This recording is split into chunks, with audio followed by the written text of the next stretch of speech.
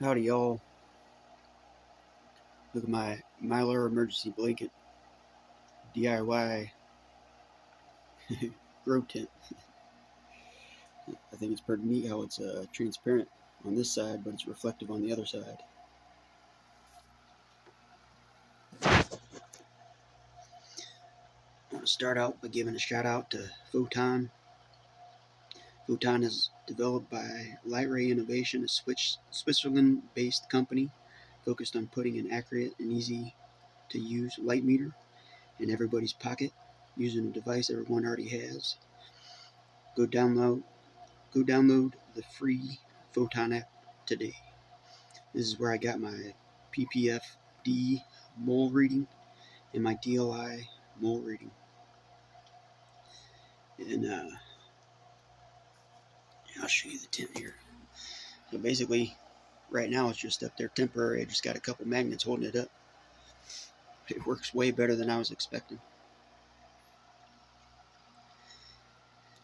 And so my PPFD numbers, moles, went up 41%, and my DLI went up 44%. Now right now, I'm at 240 moles for the PPFD, and the DLI is 14.5. Now I'm probably on the slightly high side for a seedling, but that's the increase. I didn't change anything else with the light itself. All I did was add the Mylar emergency blanket.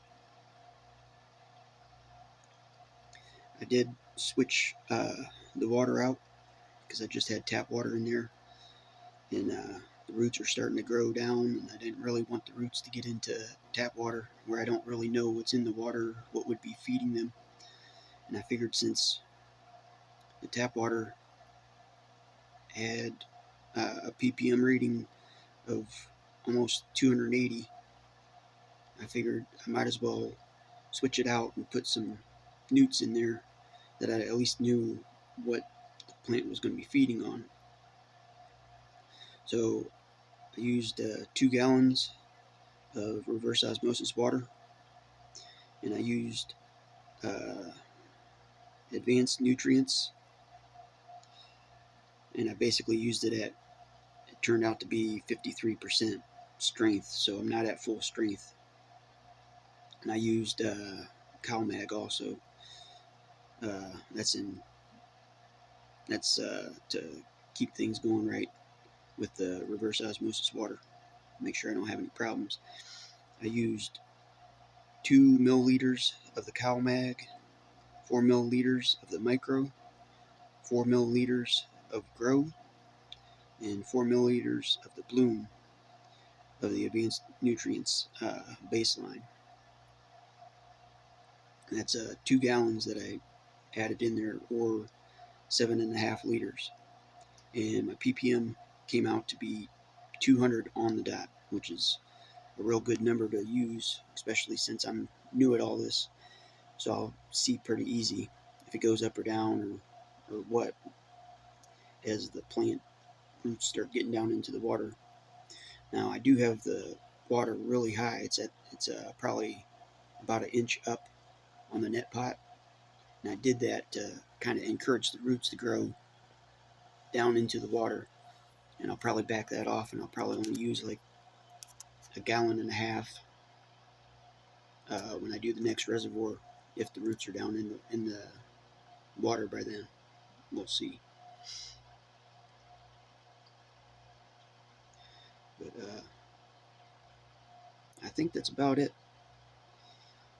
I just wanted to make another video and show this is day 3 for the Seedsman Northern Lights Auto. And you kind of see in there, temperature went up a little bit, and humidity's at 47%, temperature's up to 82.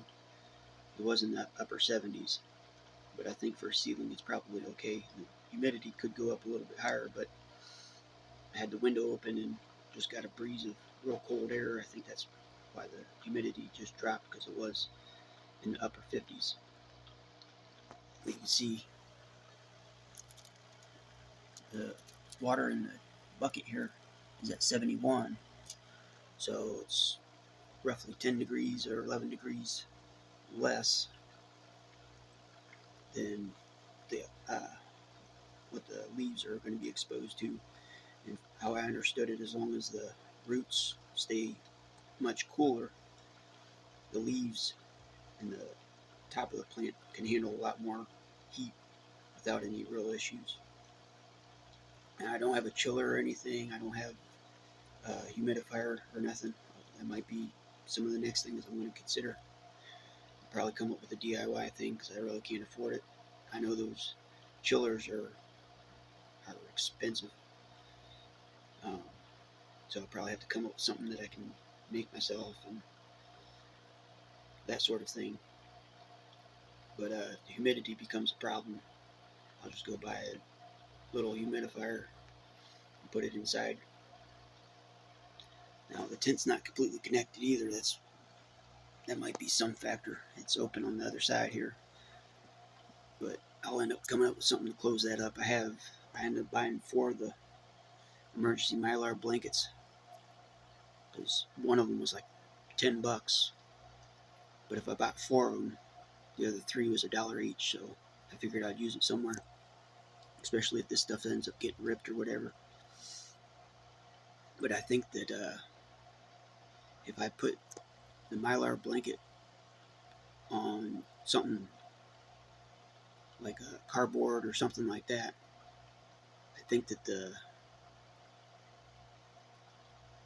efficiency is going to go even higher, because right now I know that I'm losing probably a little bit of light just because it's sort of transparent, but on the inside it's like completely reflective. It looks like a mirror, and I didn't really unfold it and like try to flatten it out. You see all the little squares,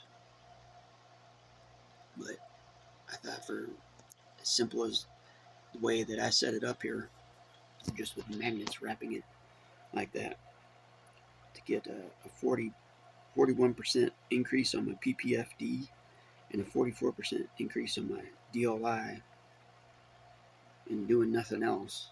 I thought that's pretty interesting. So might be something somebody else can do if they're struggling to get those numbers in line. So, well, I think that's about it. Getting to be about 8 minutes now, so we'll just end it right here. Like, subscribe, comment, share, all that stuff. Later, y'all.